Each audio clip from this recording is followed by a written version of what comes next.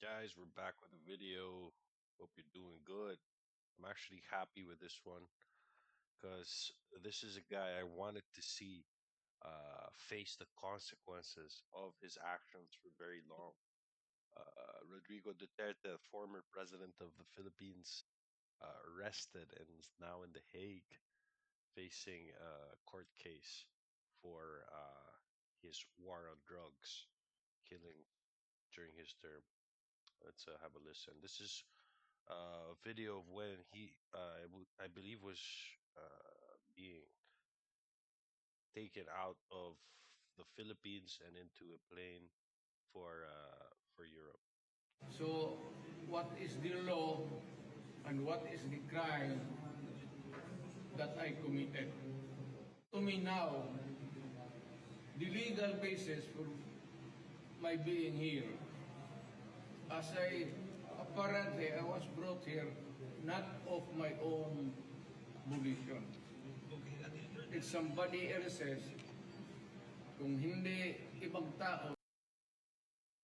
It's kind of weird to see him sitting on this amazing chair that looks like made for royalty and talk about um, all this stuff.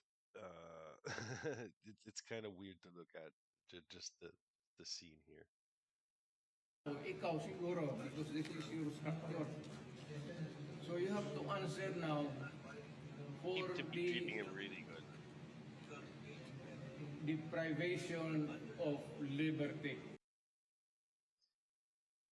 Okay, so he's I guess saying you have to explain to me why you're keeping me here, you're holding me here. I mean, if you believed you were free to go, you would just go, right? You would get up and start walking. Apparently, previously he had just returned from a solo trip in Hong Kong. He was in Hong Kong alone. That's what I read. So why all of a sudden he can't just get up and walk if he's an innocent man? This is kind of bizarre to look at as well. But yeah, that was the scene of him after he was, I guess, detained. Now he's in the Netherlands. Let's have a look at this video here. This is him actually on a pre-trial for that case. Rodrigo Duterte has joined an inglorious list of presidents, dictators, and warlords who have been brought before the International Criminal Court in The Hague. Appearing via video link due to fatigue from his journey, it was with a diminished demeanor, rather than his usual defiance, that the former president of the Philippines confirmed his name. I'm Rodrigo Duterte. Before the charge. He couldn't appear due to fatigue. I understand that. Look, I get really tired. Sometimes I got a serious back problem, and sometimes I just have to lie down for a couple hours because of it. Um, but it's kind of like the typical Filipino style. I mean, I'm Filipino, but this is a way of him, I guess, showing that I don't respect this court. Um, whether he's actually capable of appearing in the court physically or not. This is a very like Filipino cultural way to kind of say like, look, this is bullshit, and I'm not even gonna show up to the court. Charges against him were read out. Concluded that there were reasonable grounds to believe that Mr. Duterte is criminally responsible as an alleged indirect co-perpetrator for the crime against humanity of murder. Duterte's arrest on Tuesday sent shockwaves through the Philippines. That was him in the airplane, I think, coming from Hong Kong, right here, and being detained in the airplane. And if you guys didn't catch that, there was no subtitles. He said something in Filipino. You're gonna side with the whites, right? So that's really like how he sees this. I don't know what it has to do with white or being Filipino or anything like that. For him to say that's really like a twisted mentality. Let's see if we can catch that again here. He says, "Kakampi kayo sa puti" in Filipino or something like this, and that means you're gonna side with the white people. Murder. Kampi ka dyan sa mga puti.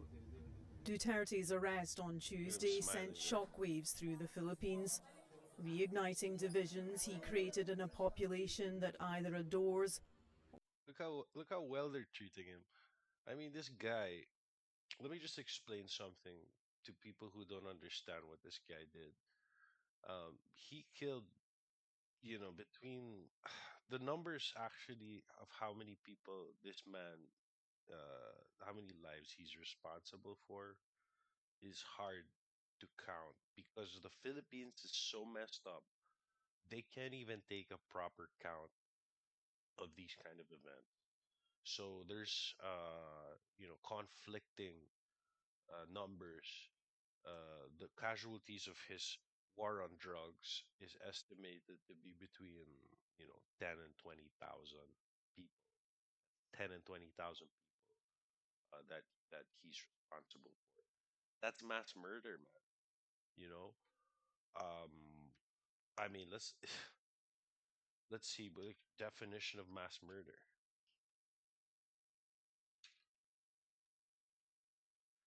That's just think about that, right? This guy was a president, and he a lot of these people were killed without trial, right? Under very questionable circumstances.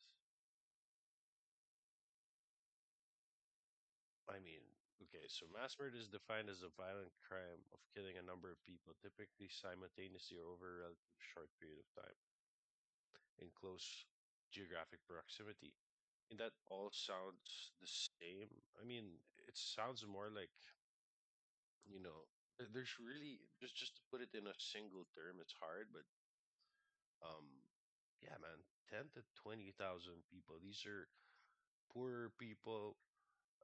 Sure, some of them might have been involved in some kind of drug operation. Maybe they were selling drugs or using drugs.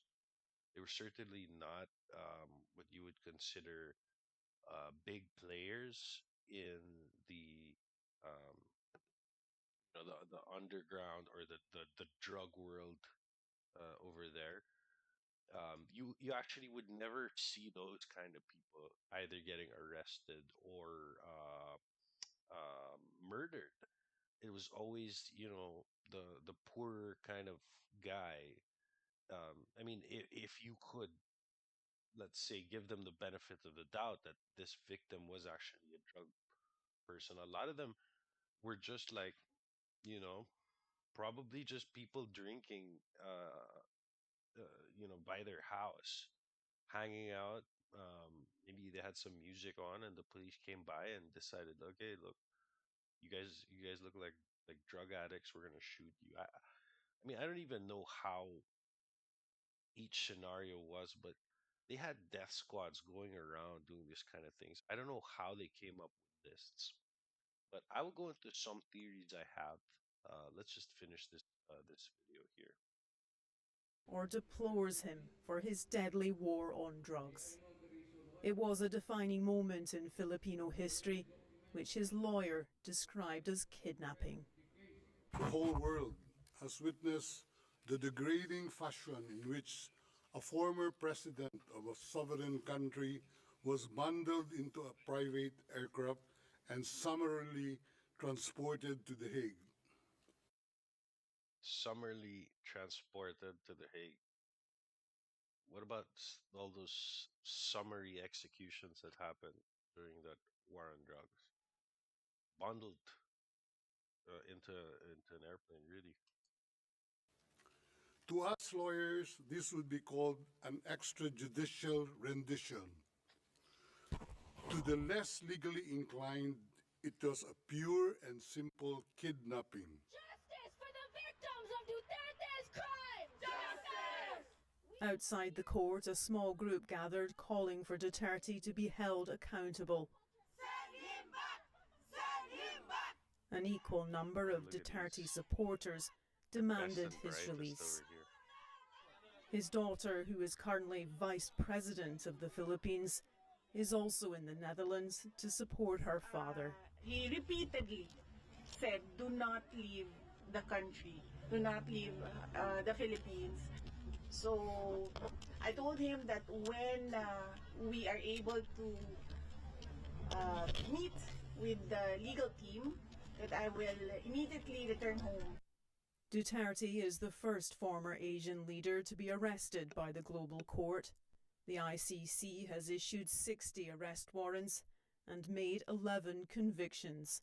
Congolese war leader Thomas Lubanga was the first to be sentenced for conscripting child soldiers. Former Yugoslavian President Slobodan Milosevic was the first ex-head of state to stand trial, but died in his cell before the verdict. Russian President Vladimir Putin and Israeli Prime Minister Benjamin Netanyahu are on the latest ICC Most Wanted list.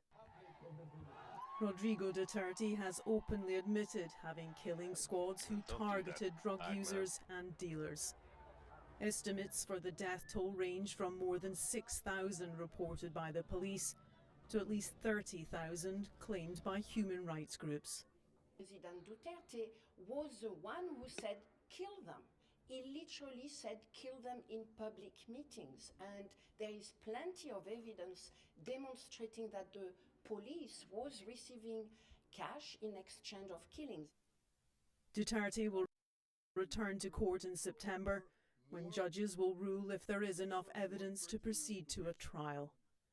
If convicted, Rodrigo Duterte could face a maximum of life in prison. Debbie Edward, News at 10. That's crazy, man. Like September?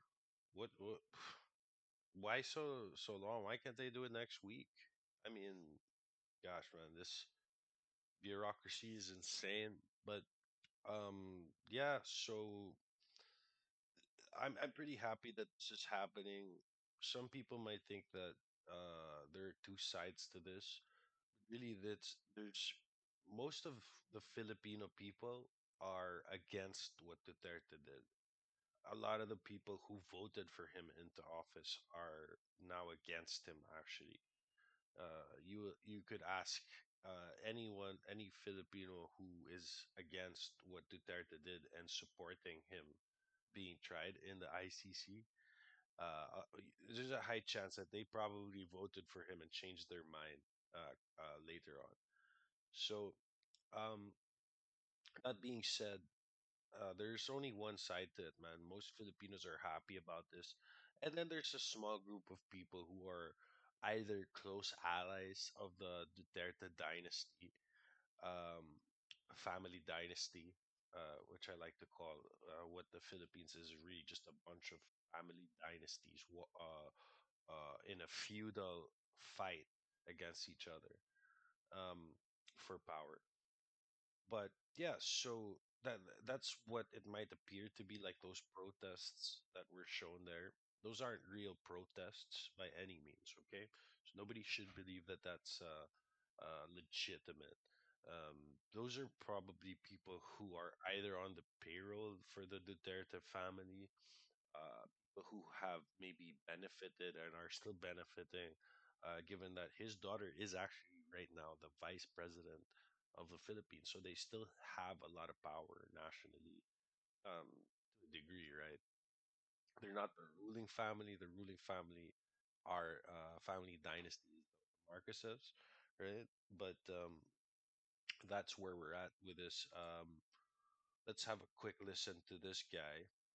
You cannot correct He's a wrong another lawyer by of committing another Duterte. wrong. It is unacceptable that we or accept jurisdiction acquired through kidnapping. Kidnapping. Come on, man.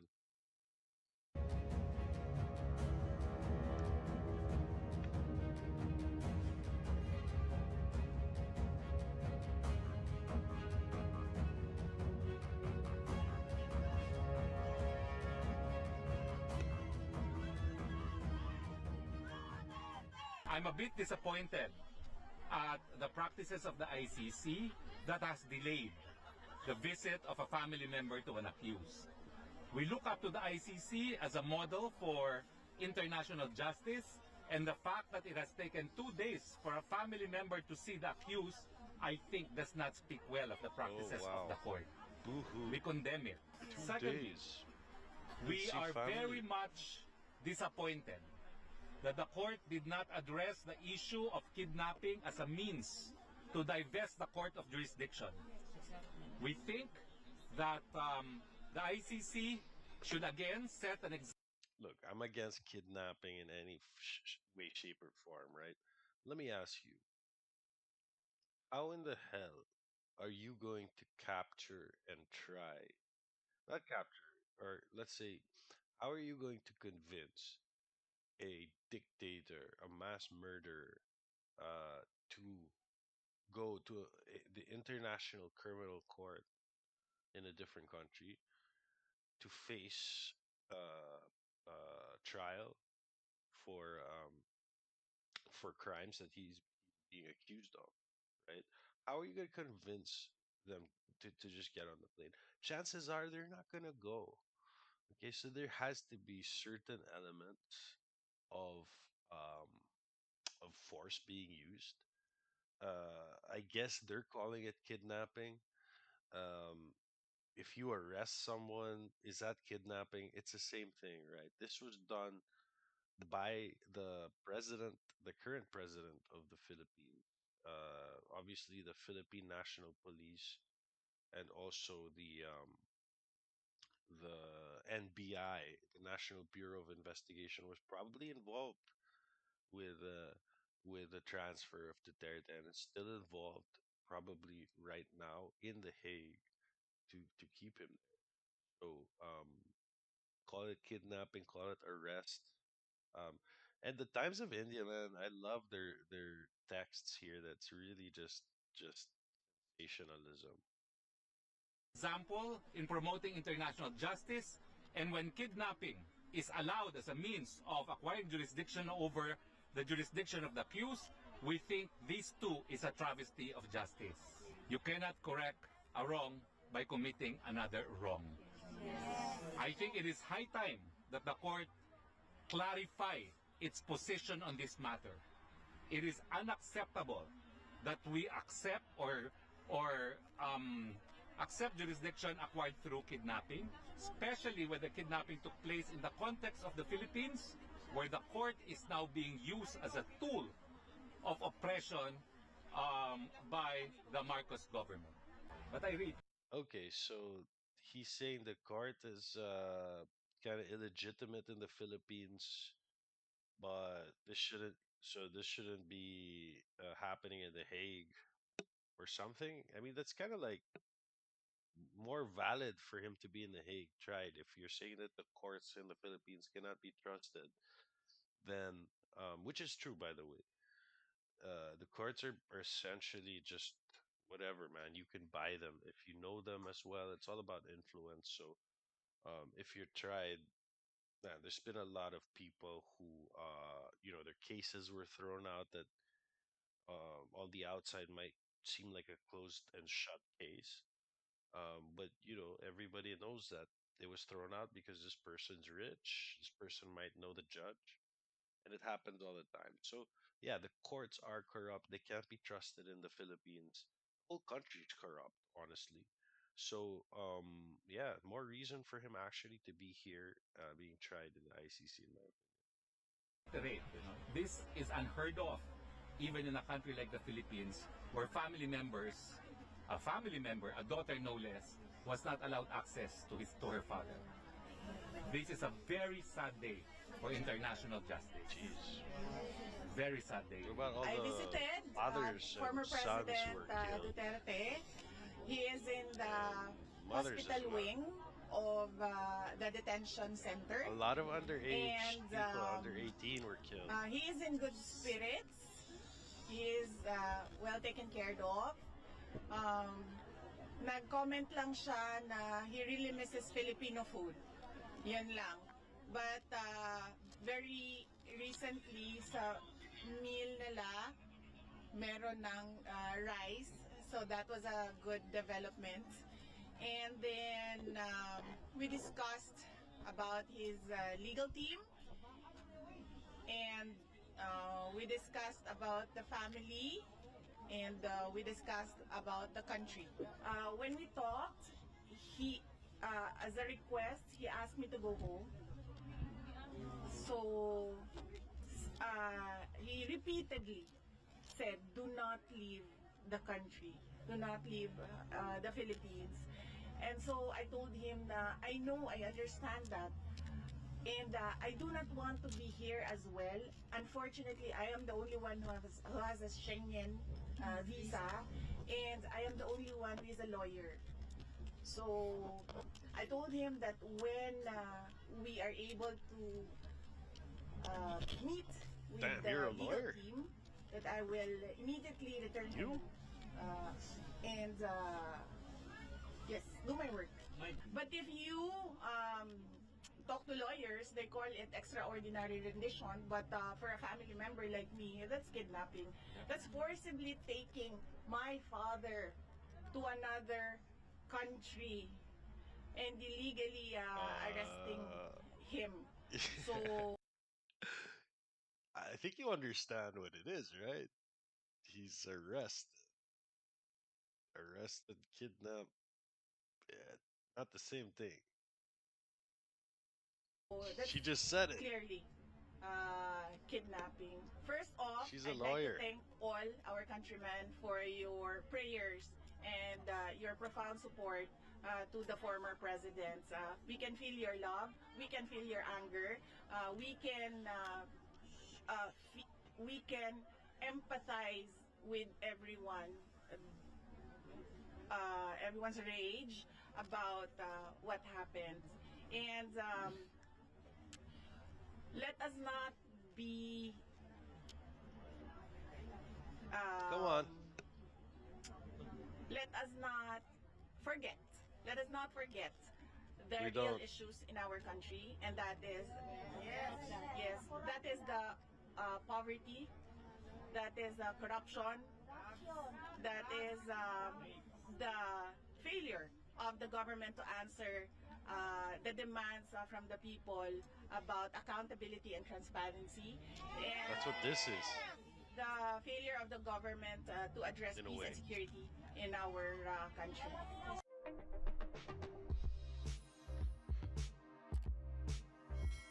Yeah, so that's it, man. I mean, pretty much, that's the situation. This guy, look, apart from the 10 to 20,000 people that this guy's responsible for, he basically arranged and made sure that the police knew that they were not going to be charged or prosecuted for extrajudicial killings, for murders, for taking action.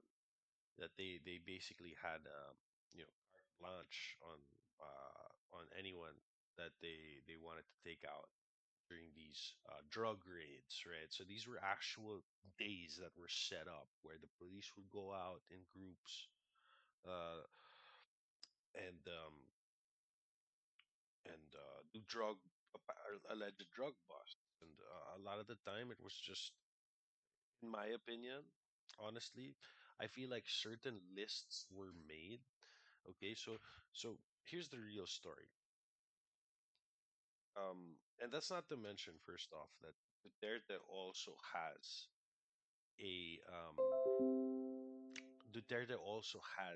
a reputation for something called the Davao Death Squad, right? So that's not even including these. These seem to be just focused on the murders that happened during his presidency. But before that, he was the governor of a province in the Philippines called Davao, and that's a big place actually. I think the third most populated province or metropolitan area in the Philippines. So um, he this 10 to 20,000 I'm talking about is probably a lot more. So if you just Google Davao death squads, right? So I'll even write it here. You can read more about it. Um, but going back to the situation, I want you to understand that when Duterte became president, right, and the Philippines on paper is a democracy, but it's really a narco state. So here, have a look at Davao death squads. Um, when you can. And I'll put a link in the description so anyone who's interested can click on that and learning more. Um, Going back, the Philippines is a narco state, okay, and a lot of it has to do with China. China pumps a lot of drugs to certain pushers, okay, one of which was Duterte's son, right? So let me just pull this up as well because it's important.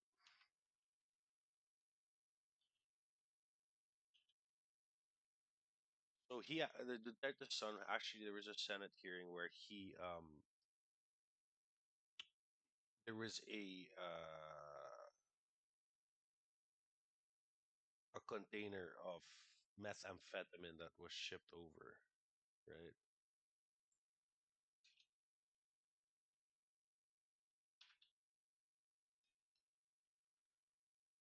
Let me just look this up. That's his son, I think. Yep.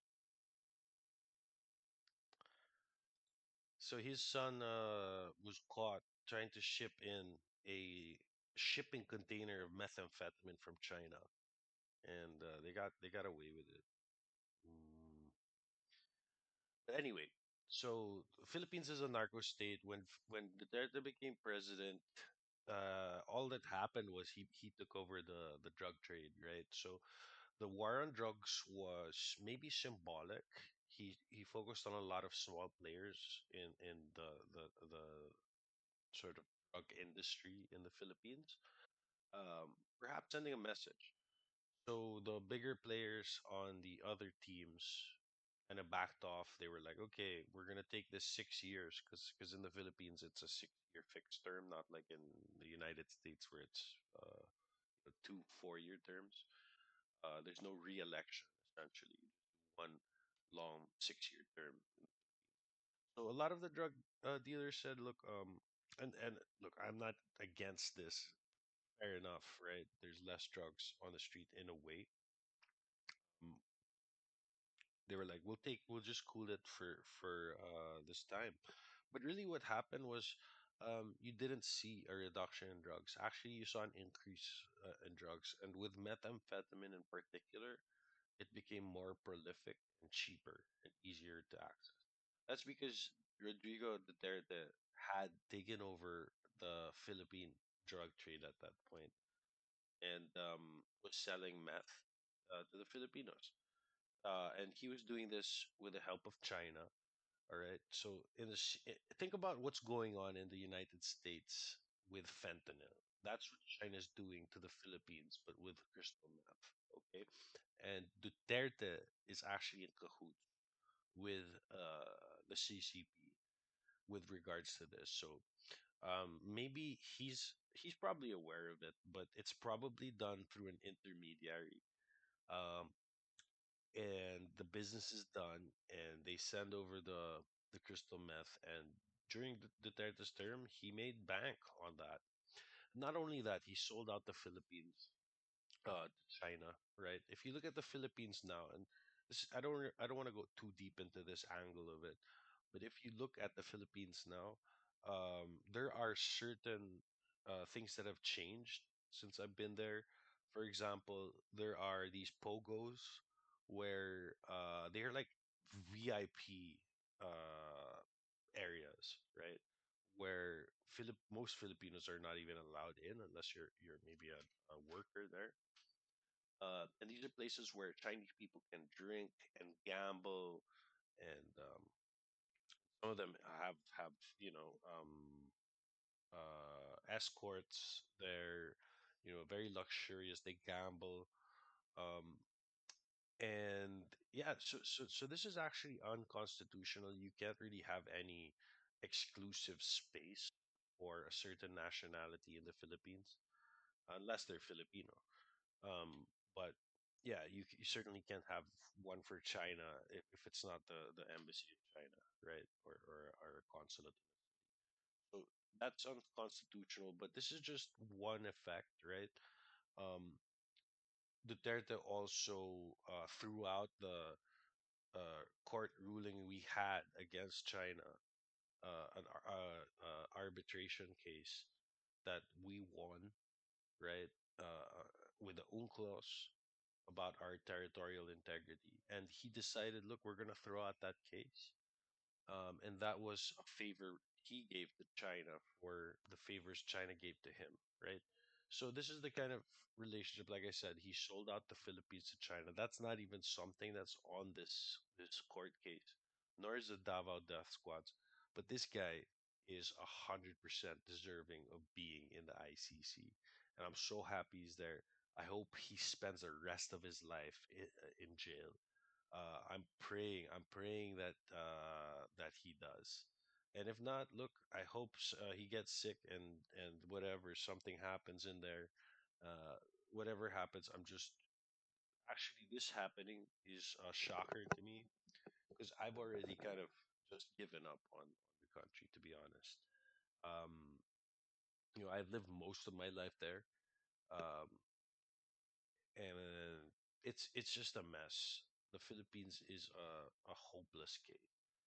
And this guy, man, what he did, he came into the presidency when I was just leaving the country. And I was watching a lot of it from the outside, but and it was easy for me to kind of detach myself from it. But honestly, it was something I was following and it gave me a lot of grief as I was watching. But as with most people in most countries, you don't really have a lot of power against kind of tyrants. So, I tried to be as vocal as I could be at the time with the people I knew and on social media against this guy. But honestly, I also had my life, and um, yeah, there wasn't really a lot more I could do to advocate against this person. But like I said, I'm just happy to see that he is detained, that the court's proceeding now, and it's something I'm going to be watching, man. And I hope that this sends a message to all the murderous dictators and strongmen and tyrants out there, right? And I hope, yeah, look, justice is served at the end of the day. Well, look, guys, thanks so much. I'm going to wrap it up here. I hope you like the video, subscribe. I'm going to post more content soon. Thanks so much and have a great weekend. Bye.